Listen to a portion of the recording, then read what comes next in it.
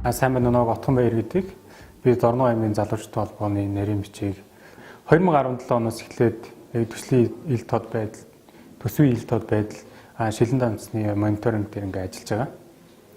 За энэ шилэн данцны ил тод байдал гэдэг нь иргэдийн үед одоо яг төр тухайн орон нутгийнхаа удирдлагуудын одоо шийдвэрлсэн энэ төсөв худалдаа хууль ажиллагааны одоо мэдээллийг ил тод тавьж байгаа нь айгүй сайшаалтай. Тэгээд энийг хийж эхлэх хугацаанд ер нь өмнө анзаарч ирсэн юм уу? Манай Дорноо аймгийн Сайн Шандын төв одоо 3 дугаар багт нэг томоо нэг юм цементэн автобусны буудал шиг. Гэхдээ яг гэр хорооллын дунд. Энийг их гайхаад иргэдээс асуусан л та энэ одоо ямар зориултыг манай Дорноо аймагт автобус явдггүй. Тэг ингээ асуусан чинь яг гэр хорооллын ингээ дунд такси очдгоо. Тэг иргэд ингээ холоос алхаад айгу хэцүү байдаг. Тэг яг тэр нэг автобусны зогсоол шиг тэр нэг юм хийсэн зүйл дээр такси очиж зогсоод ингээд зогсож байгаад тэндээс ингээд иргэдийг аваад явах ийм зориулттай гэж ер нь сонссон.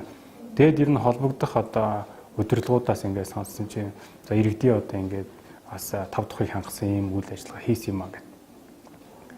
Тэгээд таксины жолооч нараас ингээд асуухаар тэнд очиж зогсохоор иргэд гарч ирдэг юм аа. Тэр одоо яг хүн явдггүй газар ингээд хийцээ ингээд. Тэг ингээд харахаар ер нь манай ингээ удирдлагууд айлч газрынхан ер нь иргэдээсээ яг энэ байдлыг одоо ингээд судлаад жоохон мэдрэмжтэй үйл ажиллагаа хиймэр юм шиг санагдсан.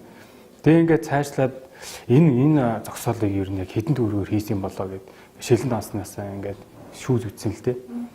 Тэгээд ингэсэн чинь яг тийм таксины одоо автомашины зогсоолтой холбоотой зардлууд ингээ харагдахгүй байсан. Тэгээд шилэн дансны мэдээлэл гэсэн тухайд нэг сайн ордог байсан. Тэгээд бид холбогдох газрууд нь одоо энэ шаардлагуудыг тавьж байгаа дараа нь мэдээлэл тавигдсны дараа харсан чинь автомашины зогсоол 250 сая гэдэг ингээд тавигдсан байсан.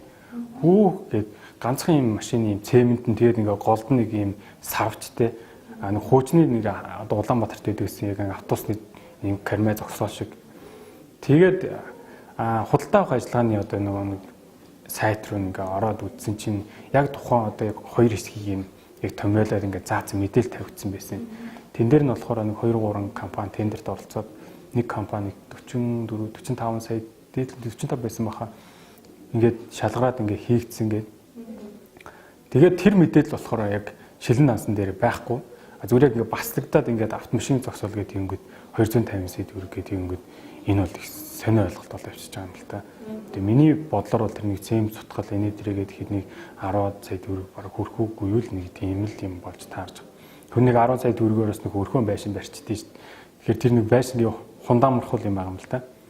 Тэгээд энэ байдлыг ингээд харж хахад яг нөгөө талаас бас иргэд өөртөө энийг айл мэдээлэлтэй болоод эргээд хянаад энэ дээрээ бас хариуцлага тооцдог болоод ингээд явдаг байгаасаа одоо энэ бүхний одоо эхлэл нь одоо энэ төсвийн тод байдал одоо нээлтийн нэгэн формоос явж байгаа шилэн дансны мониторинг гэдэг энэ төслийн үйл ажиллагаа айгүй тийм өдөө болсон айгүй далайцтай ингээд цаашаа бас нэлээд газар аваад явах болов гэж харж байгаа.